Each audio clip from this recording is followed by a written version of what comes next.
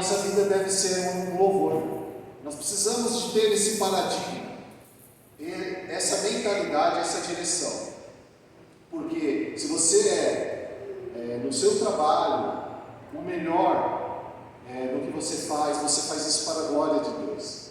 Se você é um vendedor, você vende de maneira honesta, você pratica o comércio de uma maneira correta, você entrega valor para as pessoas. Porque na palavra do Senhor, ela nos ensina que nós precisamos fazer o melhor para o Senhor. Quando nós fazemos na nossa vida, nós louvamos a Deus, nós entregamos ao Senhor tudo que temos, tudo que somos, e a nossa vida é um louvor a Deus. A comunidade e o culto cristão, eles passam a ser parte integrante dessa vida maravilhosa que nós temos de comunhão, que é chamado igreja. Igreja não é esse templo, essas paredes. Nós nos reunimos aqui e agradecemos a Deus porque no passado tiveram pessoas que conseguiram enxergar e trouxeram os seus valores e trouxeram até mesmo os seus esforços para que tudo isso fosse erguido. Porém, a igreja, ela é a comunidade que está aqui, local. Somos nós, que louvamos a Deus, que pregamos o Evangelho, que caminhamos o caminho, a caminhada de Cristo, juntos. Talvez isso aconteça, daqui 2 anos tenham outras pessoas aqui, talvez nem o Alessandro esteja aqui, muitos não estejam, mas a igreja continua como corpo, ela continua. Todos são importantes, louvado seja Deus por isso, e eu louvo a Deus por sua vida. Irmãos, eu orei e pedi a Deus que falasse aos nossos corações, porque primeiramente quando o Senhor ele levanta alguém para pregar, ele fala primeiro ao coração do pregador, e deve ser assim, porque de que adianta nós chegarmos aqui e falarmos palavras de conhecimento, sendo que o coração dos irmãos não vai ser atingido. Portanto, o maior desafio é entregarmos ao Senhor a nossa maneira de falar, o nosso jeito, o nosso desenvolvimento de estudo da palavra de Deus, para que o Senhor faça e molde o que Ele quer fazer em nossas vidas. E assim o Senhor fará, eu creio. Irmãos, eu quero compartilhar com os irmãos um texto que está em Marcos 7, capítulo 7, do versículo 24 ao 30. É uma passagem que às vezes passa desapercebido quando lemos os evangelhos, mas eu gostaria de trazer uma peculiaridade dessa passagem que eu vi e entendi muito interessante para falarmos. Marcos 7, 24 até o 30. Jesus ele saiu daquele lugar e foi para a região de Tiro. Entrou em uma casa e não queria que ninguém o soubesse. Contudo, não conseguiu manter em segredo a sua presença. Assim que ouviu falar de Jesus, uma mulher cuja filha estava com um espírito imundo veio e lançou-se aos pés dele. A mulher era grega, sírio-fenícia de origem, e rogava a Jesus que expulsasse o demônio da sua filha. Ele lhe disse: deixe que primeiro os filhos comam até ficarem satisfeitos, pois não é certo tirar o pão dos filhos e lançá-lo aos cachorrinhos. Ela respondeu: sim, Senhor, mas até os cachorrinhos, debaixo da mesa, comem das migalhas das crianças. Então ele lhe disse: por causa dessa resposta, você pode ir, o demônio já saiu da sua filha. Ela foi para casa e encontrou a filha deitada na cama. O demônio já havia saído dela. Irmãos, essa é uma passagem poderosa que fala de um milagre. de Jesus, um milagre para uma mulher, e Marcos ele relata e ele escreve de uma maneira muito interessante. Ele descreve, pela observação de Marcos, nós percebemos que no capítulo anterior, no capítulo 6, Jesus ele recebe a rejeição em Nazaré. Nazaré era a terra de Jesus. Jesus ele vivia em Nazaré, ele veio de lá, ele era de lá. Quantos de nós já não ouvimos que é até muito popular, embora não seja da nossa, mas o santo de casa não faz milagre? Mas isso vem muito daquilo que aconteceu no texto de Marcos 6, onde Jesus ele foi até lá e ele disse que o profeta não tinha valor em sua casa. Quando Jesus ele disse isso, ele estava se referindo a quem? Ele estava se referindo aos judeus, aqueles que receberam a missão de trazer a palavra de Deus, de tornar conhecido Deus para o mundo. Então, eles foram um povo escolhido, eles foram aqueles que são chamados aqui no texto de os filhos. Nós vamos falar um pouco mais sobre isso, mas entenda que no capítulo 6, primeiro, há um relato ali de rejeição a Jesus, rejeição ao que Jesus estava pregando, ao que ele estava fazendo. Ali eles não conseguiram desenvolver. E lá em Marcos 7, do versículo 1 ao 23, lá começa um debate sobre pureza. Um debate ali que envolveu as tradições judaicas. As tradições judaicas eram colocadas ali de uma maneira que estavam acima do cuidado com as pessoas, do cuidado com qualquer pessoa que quisesse se aproximar de coração. Ou seja, as regras instituídas ali pela tradição judaica, elas estavam acima da misericórdia e do amor de Deus. E isso, Jesus ele veio até aqui, ele tomou a forma de homem para ensinar essas coisas, para ensinar que não é dessa maneira que nós servimos a Deus e que devemos buscá-lo. Em Marcos 7, do 24 ao 30, ao qual nós lemos, fala sobre a fé de uma mulher que fazia parte dos gentios. Ela era fenícia, Ciro-fenícia, chamada de grega, né? Ou seja, ela não era do meio judaico, ela era alguém de fora do meio judaico, portanto ela era uma gentil. Mas naquela época, Jesus ele estava confrontando as tradições judaicas, porque até ali Deus só vinha para os filhos, para os judeus. Jesus ele veio para quebrar esse paradigma, para mostrar um novo paradigma. E é interessante esse discorrer, porque Jesus ele é rejeitado pelos seus. Depois ele tem um debate com as tradições, rejeitado pelas tradições judaicas. Depois ele encontra uma mulher gentil, que não era do meio judaico, portanto não seria uma filha de Israel ali.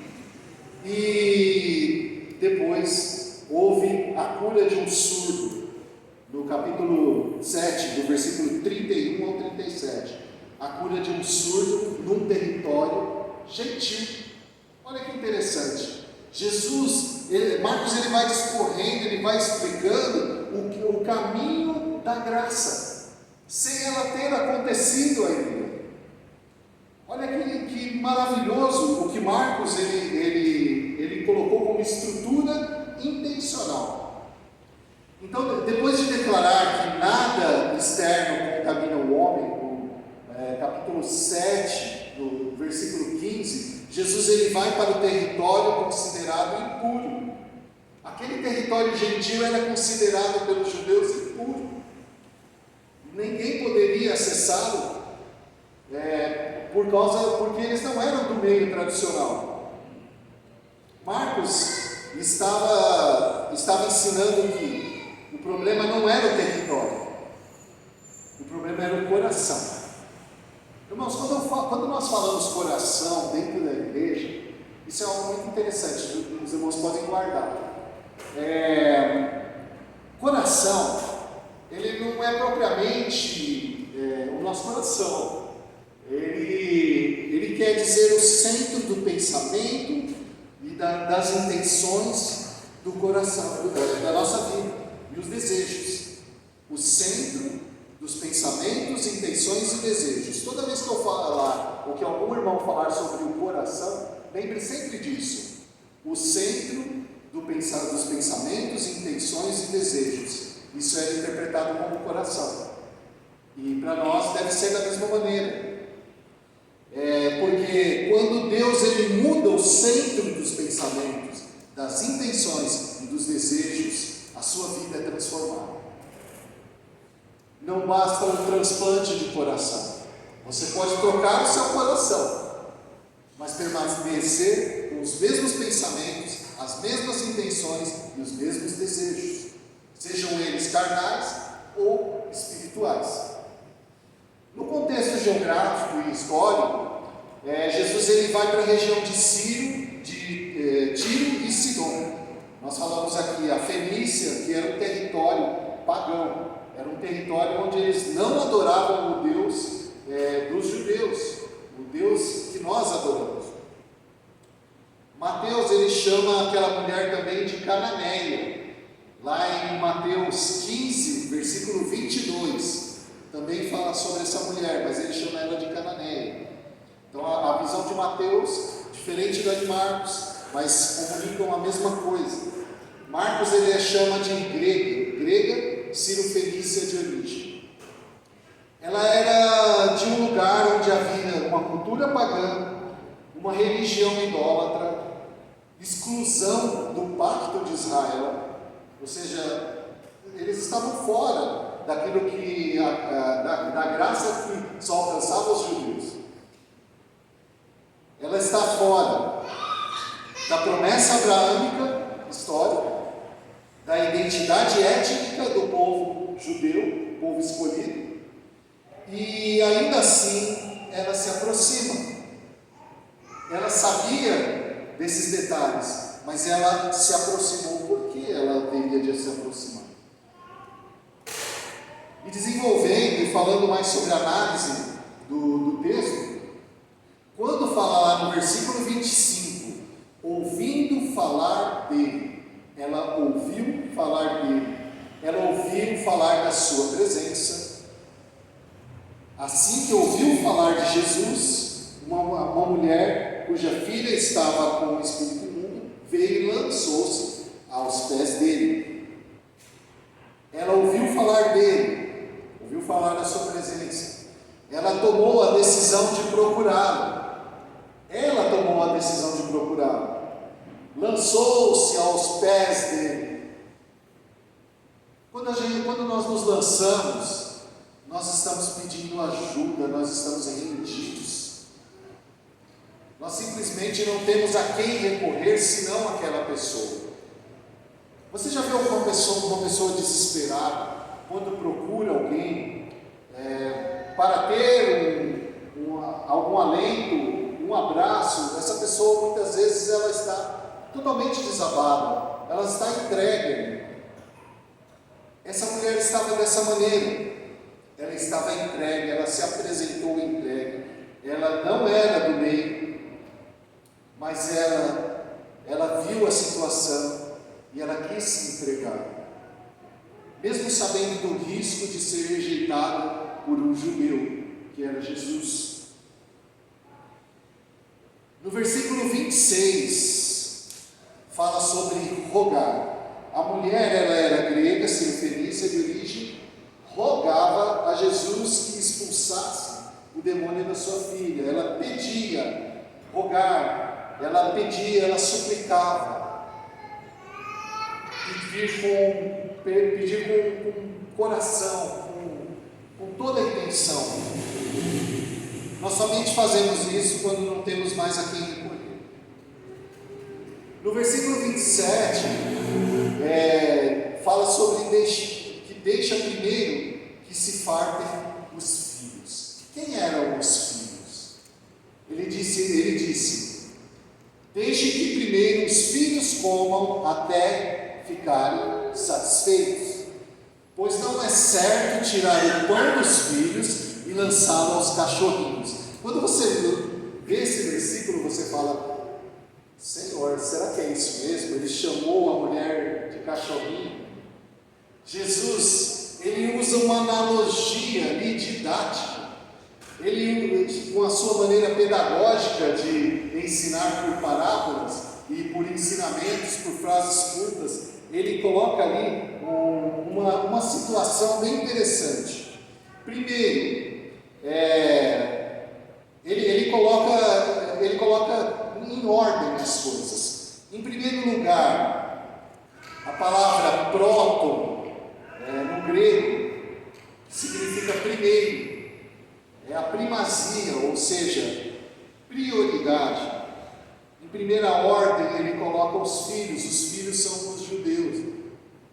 Em segunda ordem, ele coloca os cachorrinhos, que seriam os gentios. Esses chamados cachorrinhos, pelos judeus também eram chamados de cachorrinhos. Só que Jesus ele coloca ali de uma maneira didática, como se fosse uma situação à mesa, onde você tem ali a família reunida, os filhos, você tem os cães ali, e a mulher ela não olhou para aquilo de uma maneira onde ela falaria, poxa, você está me ofendendo, você está me chamando de cachorrinho, que negócio é esse? Ela poderia ter feito isso, ela poderia ter se ofendido. E o tema da nossa mensagem, que é a fé humilde não se ofende, está relacionado ao fato de que ela não se ofendeu. Ela não se ofendeu pelo fato de Jesus ter feito essa comparação, porque Jesus não queria humilhá-la, mas ele queria ensinar aqueles que estavam em volta. Ele já queria ensinar aquelas pessoas quem eram os gentios, que outras pessoas também precisariam de ouvir a palavra de Deus, e que tinham também fé em Cristo Jesus. Em Romanos 1,16, ecoa muito forte isso. Quando a gente fala sobre isso, a gente está falando sobre prioridade histórica. Primeiro viriam os judeus, depois viriam os gentios. Romanos 1,16, não me envergonhe do Evangelho, porque é o poder de Deus para a salvação de todo aquele que crê, primeiro do judeu e depois do grego. O judeu, primeira ordem, o primeiro, a primazia, aquele povo que foi escolhido por Deus para revelar Deus ao mundo, aquela nação, esse povo, e depois o grego, que simbolizava os gentios, que somos nós.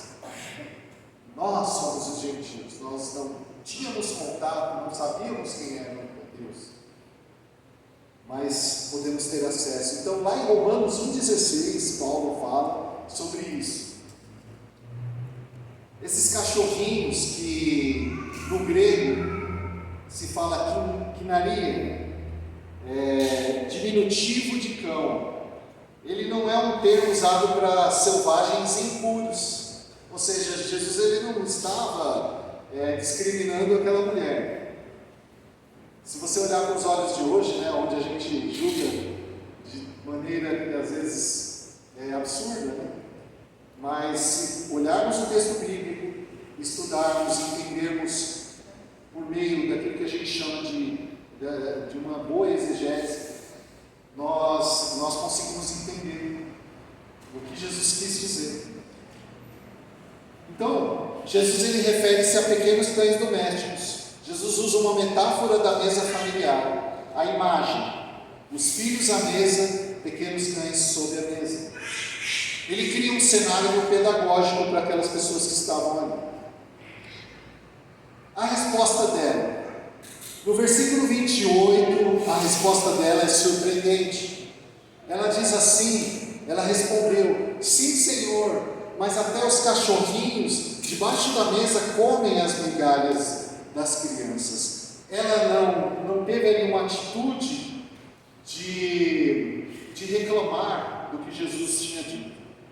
Ela simplesmente, ela não contesta a prioridade de primeiro a palavra de Deus ser revelada aos judeus e depois aos gentios. Ela não questiona a identidade. Ela não exige inclusão. Uma coisa que hoje é muito, falada, a exigência da inclusão. Ela não exige isso. Ela não se ofende. Ela aceita e entende a estrutura da metáfora. Ela consegue enxergar a história que Jesus estava mostrando para as pessoas que estavam ali. E dentro dela ela encontra esperança. E ela diz: mesmo dentro dessa ordem, a graça é suficiente. Há sempre graça suficiente. Nós não somos os primeiros. Nós não estávamos na ordem que Deus determinou pela sua soberania. Porém, nós tivemos acesso à palavra de Deus, nós tivemos acesso à graça de Deus, e hoje podemos crer no Senhor como essa mulher fez. Ela se aproximou, ela com humildade entendeu a condição que ela tinha, e ali se prostrou, reconhecendo a sua condição, e ali colocando-se diante dos pés daquele que poderia resolver os problemas que ela tinha. Mesmo dentro dessa ordem, a graça ela é suficiente. A abundância do reino ela é maior que essa barreira histórica que havia entre judeus e gentios, entre gregos e judeus. Jesus ele não está humilhando. Jesus ele está expondo a fé. Ele torna essa fé pública. Ele demonstra que a fé verdadeira, ela ultrapassa barreiras étnicas. Não precisa ser judeu, não precisa ser grego. Todos aqueles, quando receberam, deu-lhes o poder de serem chamados filhos de Deus. Já não são mais só os judeus. Somos todos filhos de Deus, se assim o recebermos e deixarmos que Ele trabalhe em nossos corações. Marcos ele escreve para leitores gentios. Essa história ela comunica que nós estamos à mesa porque alguém creu. Nós estávamos àquela mesa porque alguém creu. A eleição de Israel não anula a misericórdia que Deus tem pela humanidade. Ele elegeu Israel como povo santo, como povo que trouxe as boas novas, mas em um momento Israel o rejeitou e o rejeita até hoje. Os judeus, mas nós aceitamos o Evangelho de Cristo Jesus. Nós entendemos que a graça de Deus é para nós, e cremos, e continuamos a crer, dia após dia, levantam-se pessoas lavadas e remidas pelo sangue de Jesus. Em Gênesis 12, nós não vamos ler, a promessa a Abraão é para todas as nações. Quando Abraão ele relata lá em Gênesis 12, ele não fala que a promessa seria somente para os judeus. Em ti serão benditas todas as nações. Abraão nem tinha dimensão do que aconteceria, mas ele creu na promessa. O justo ele vive pela fé. O justo viverá pela fé. E a palavra do Senhor nos ensina também que se nós recuarmos, nós não somos dignos. Portanto, o convite do Senhor é para que tenhamos fé, como essa mulher teve, uma fé inabalável, uma fé que ia além das fronteiras étnicas. Ela poderia ter pensado ali, eu não vou me aproximar de Jesus, Jesus vai me rejeitar, ele é judeu, ele olha para mim como alguém de uma raça inferior, ou de uma condição inferior. E muitas vezes nós temos também esse aspecto. E eu gostaria de pensar também sobre isso. Irmãos, para quem nós estamos olhando? Será que temos olhado como povo judeu? Como tradição judaica? Será que temos colocado em nós expectativas que não podemos cumprir? Que o Senhor não está conduzindo? Ou será que nós nos colocamos de maneira tão humilde que ao reconhecer a nossa condição, como essa mulher reconheceu, podemos nos aproximar, sabendo que não somos dignos de merecedora, de nada, de merecimento de nada. A graça é o favor imerecido de Deus. Será que nós temos nos aproximado do Senhor e olhado para os outros, olhado para o nosso semelhante, para as pessoas que estão à nossa volta, para aqueles que muitas vezes são gentios e que nós olhamos e até mesmo falamos: Senhor, não tem salvação para esse povo, não tem salvação para essas pessoas, porque elas são extremamente pecadoras. Essas pessoas podem ser alcançadas pela graça de Deus. Muitos irmãos aqui conhecem o irmão Sérgio. Graças a Deus, nós louvamos a vida do irmão Sérgio, da irmã Miriam, que fizeram aniversário, o irmão Sérgio fez aniversário, e estão no processo de serem ordenados, nossos missionários, bênçãos de Deus. Irmão, se você ouve a história, o testemunho do irmão Sérgio, ele é tremendo.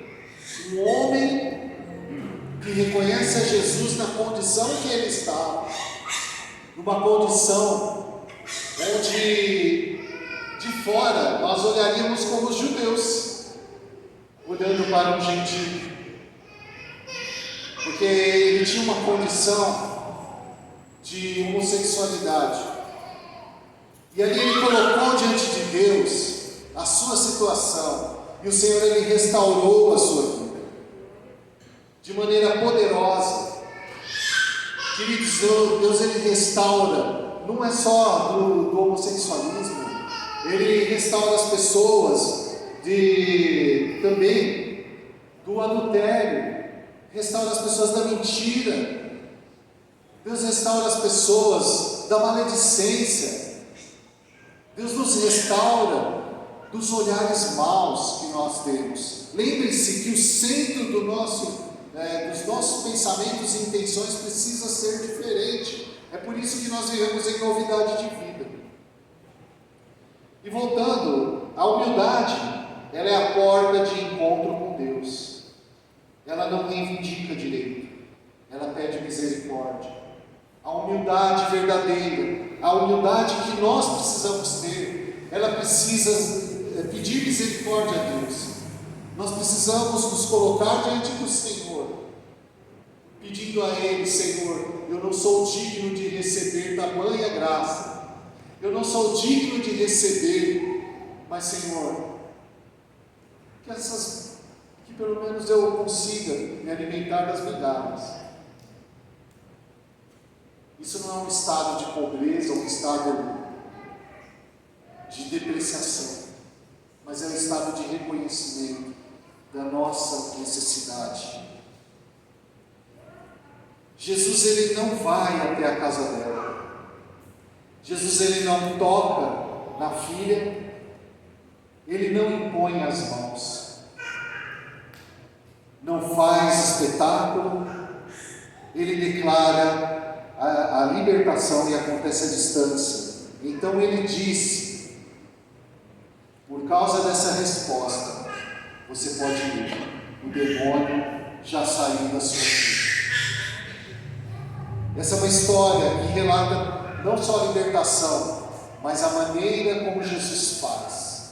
Jesus, ele não precisa de alarde, ele não fala alto, ele não usa óleo de ungir, nem vassoura santa, nem tabernáculo em miniatura, né, que vende aí uns tempos, que ele não fez nada disso. Ele simplesmente foi objetivo, simples, direto ao ponto. Ele fez tudo isso sem alarde.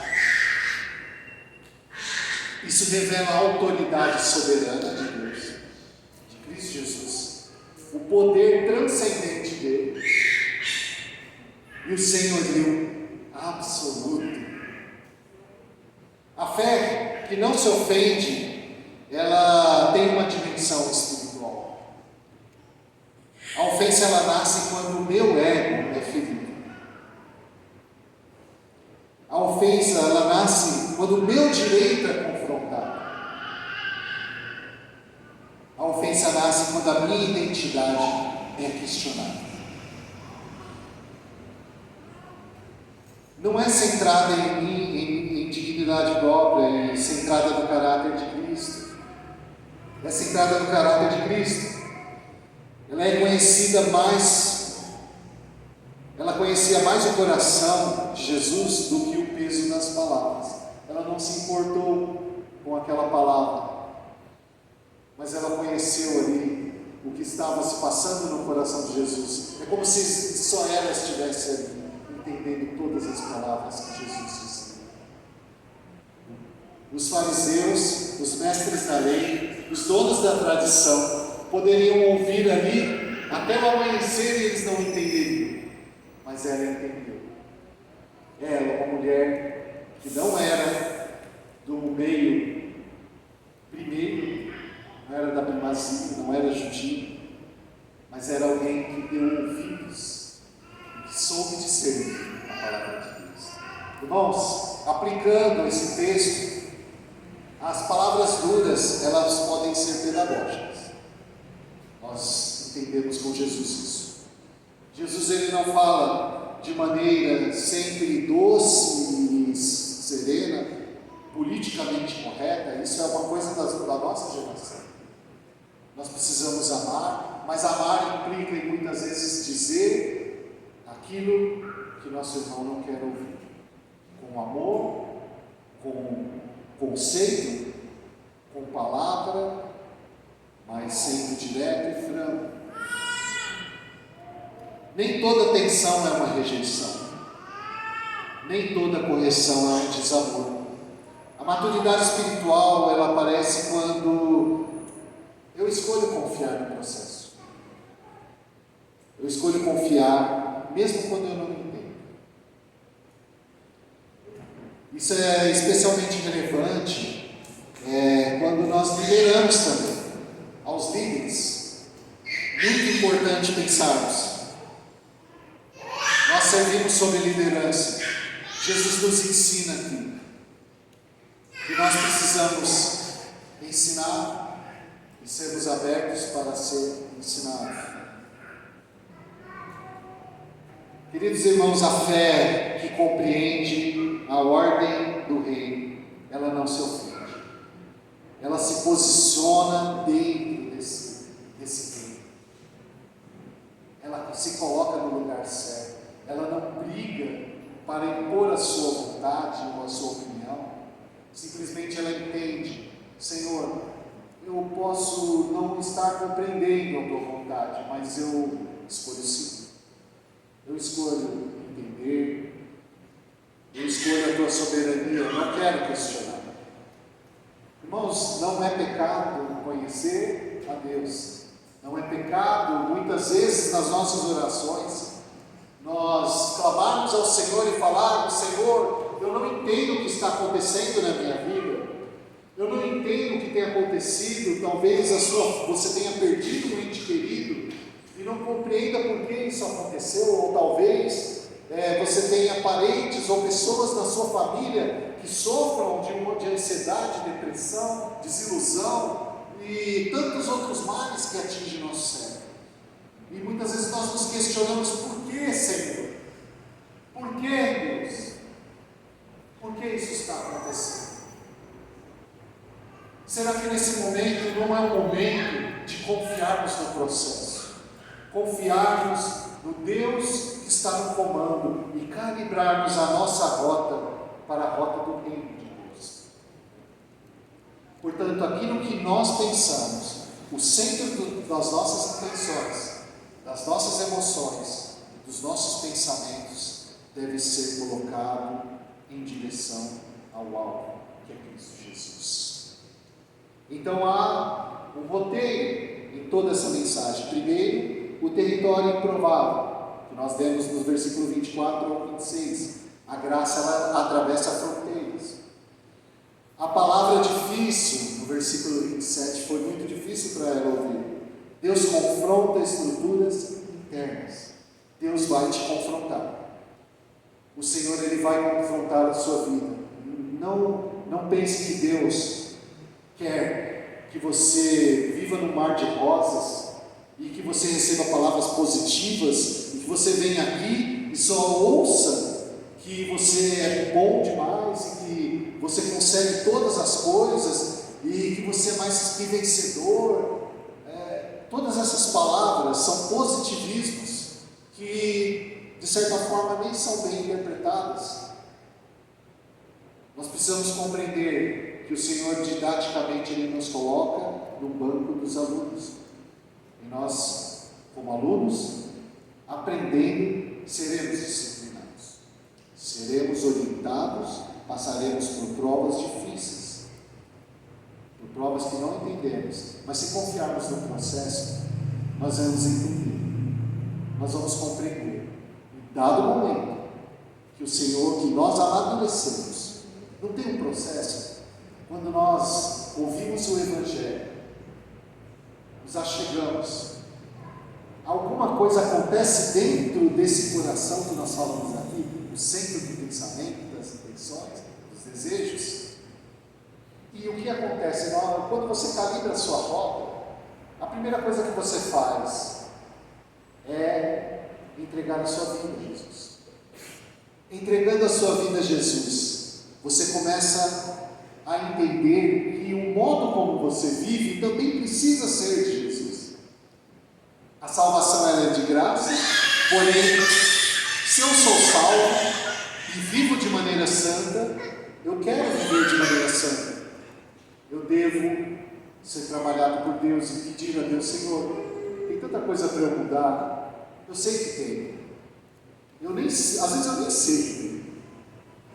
Mas, Senhor, muda, Senhor. Usa os irmãos. Usa pessoas sábias. Pessoas que cheguem, orientem